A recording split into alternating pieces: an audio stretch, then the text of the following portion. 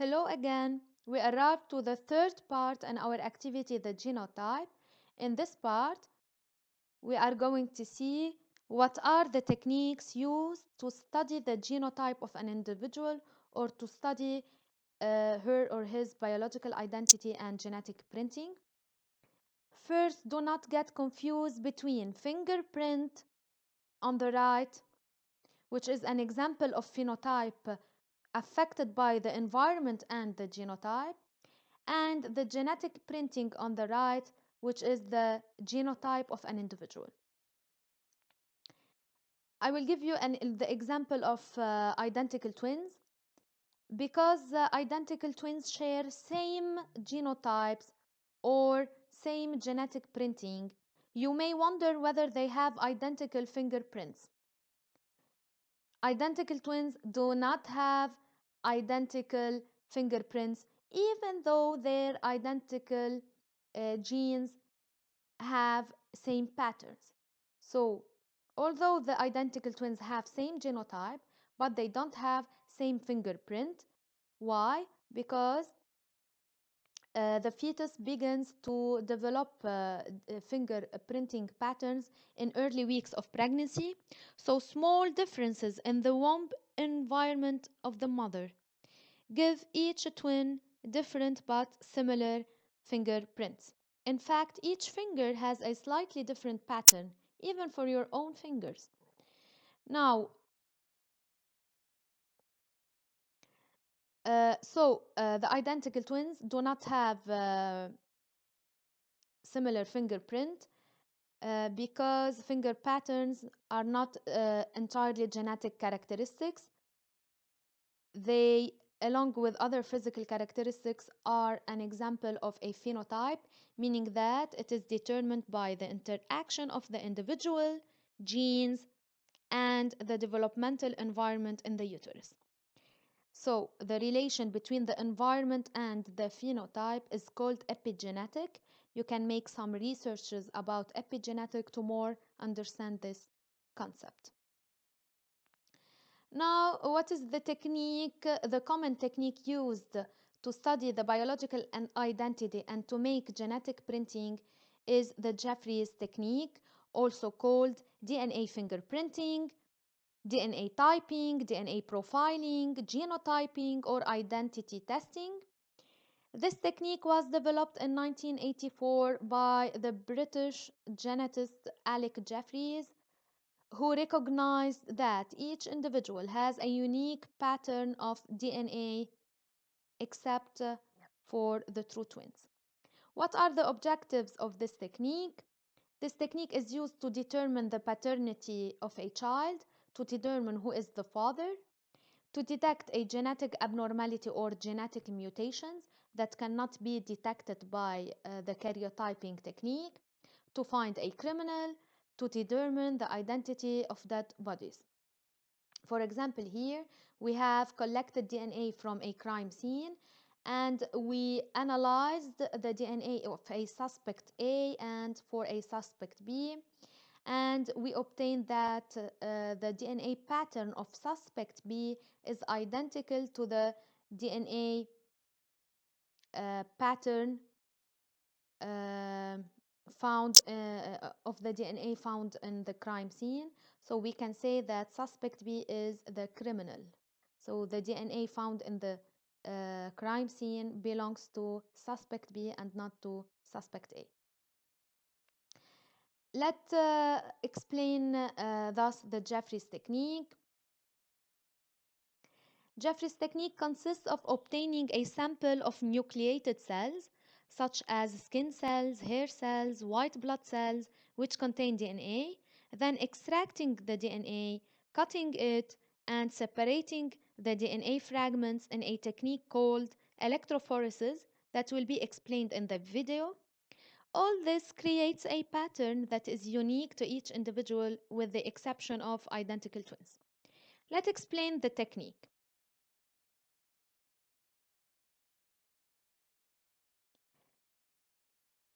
These three tubes contains different DNA extracted from cells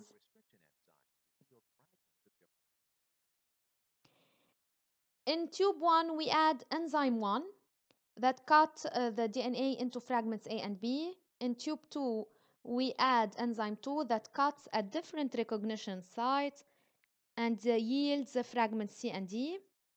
In the third tube, we put both enzymes 1 and 2, and this yields fragments A, D, E, for example.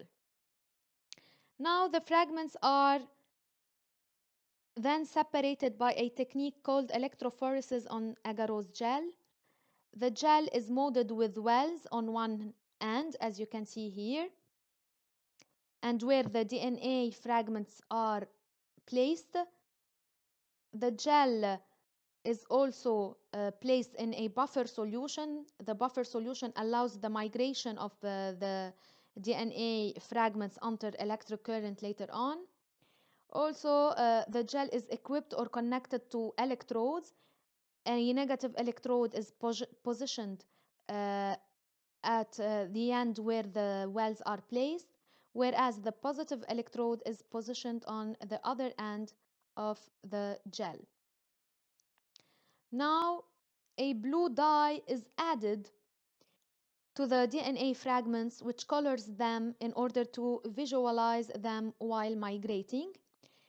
Then we distribute the DNA fragments into the 3 wells here, and we preserve the 4th well for the placement of DNA of known size called standard DNA that permits the identification of the size of the separated DNA bands. Now the current is applied, and the bands will migrate from the negative electrode to the positive electrode, since the DNA is negatively charged due to the presence of phosphate group. So the DNA will be attracted by the positive electrode. Now the dye is migrating through the gel,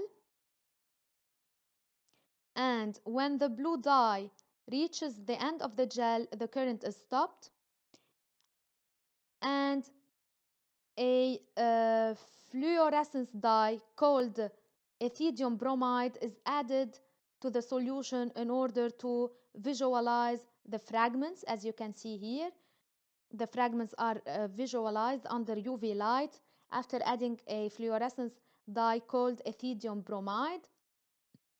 Now the smallest fragments move fastest, while the heavier fragments or the longest fragments remain near the wells. Here, the longest fragment here, C, has a size of 23,000 base pair, for example. Now note that each band may contain millions of DNA fragments of the same size. Now, in order to identify the DNA sequence of interest, the double-stranded DNA are denatured by placing the gel in a basic solution that allow the separation of the 2 strands of the DNA double helix in order to visualize later the DNA sequence of interest. Then we make a blot for the gel, and this technique is called Southern blotting. For the blotting, the gel is put in a basic solution, then in a salt solution where a nylon filter or nitrocellulose filter is added onto the gel. Then absorbing towels are added onto the nylon filter here. So the nylon filter is added onto the gel where the DNA fragments are found, and paper towels are added onto the nylon filter. The salt solution allows the migration of the DNA fragments and their adherence, adherence to the nylon filter. So this salt solution allow the migration of the DNA fragments and their adherence to the nylon filter. After that, the filter paper is placed in a solution containing radioactive DNA probe. The radioactive DNA probe is a single-stranded DNA that is made in the lab, and that it will be hybridized, or it will bind to the DNA band of interest by complementarity of nitrogenous bases. So as you can see here, the probe is a small DNA sequence that binds by complementarity to the DNA sequence of interest. Now, the filter is washed to remove the unbound or unhybridized probe. Then a piece of X-ray film is placed over the filter paper. The radioactive probe exposes the film, revealing the location of hybridization. Knowing which bands containing the sequence of interest, and after applying the X-ray film, we can make an autoradiography to reveal the DNA pattern.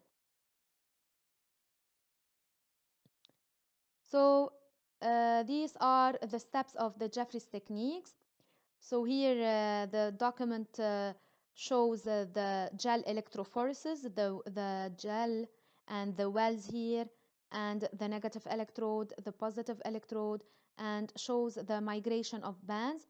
The shorter bands or shorter DNA sequences move forwards, where the longer molecules remain near the well.